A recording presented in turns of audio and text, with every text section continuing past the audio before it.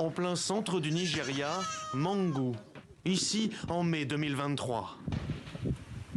Cette petite ville rurale, plusieurs fois meurtrie ces dernières années, est un concentré des tensions qui agitent l'état du plateau, et particulièrement cette région charnière entre à part quasi égale, un sud principalement chrétien et un nord à majorité musulmane. Lors de nouveaux affrontements en janvier 2024, à l'image de cette église et de cette mosquée, toutes deux détruites, les deux communautés étaient indifféremment ciblées par des groupes non identifiés.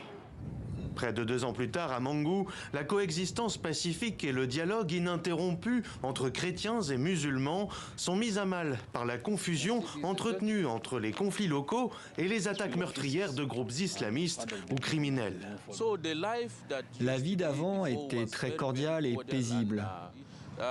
Mais à la suite de cette crise, même si nous ne perdons pas espoir, nous travaillons jour et nuit pour retrouver la paix que nous avions autrefois. Les habitants de Mangu et les responsables des différentes communautés savent bien que les tueries sont moins une affaire de religion que de différents fonciers qui s'enveniment sur fond d'instabilité climatique croissante. Entre les éleveurs Peuls, musulmans, et les agriculteurs des communautés chrétiennes, mais aussi musulmanes, les Haoussa, l'occupation des terres est depuis longtemps l'objet de conflits locaux et des inéluctables cycles des représailles. Un terreau fertile dont profitent des bandes criminelles qui tuent, pillent et kidnappent contre rançon et qu'on appelle communément ici des bandits, mais aussi les djihadistes. C'est grâce à notre coopération entre chefs religieux que nous jouissons aujourd'hui d'une paix relative. Mais nous ne pouvons pas nier qu'il existe encore des fauteurs de troubles déterminés à saboter le processus de paix, que ce soit pour des intérêts personnels ou pour d'autres raisons que nous ignorons. Depuis plus d'une dizaine d'années, Boko Haram et l'ISWAP, sa branche dissidente ralliée au groupe État islamique, mènent des attaques régulières dans le nord du Nigeria.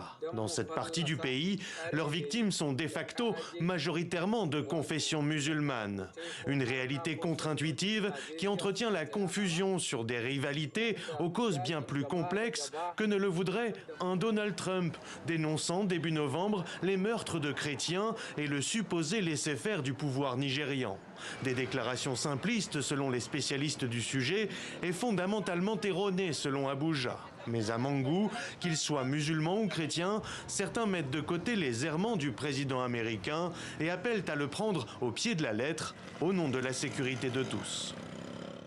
Quand le président américain a évoqué le sujet, pourquoi paniquer si nous sommes irréprochables? Nous devons l'accepter afin qu'il puisse lui aussi participer. Nous devons continuer.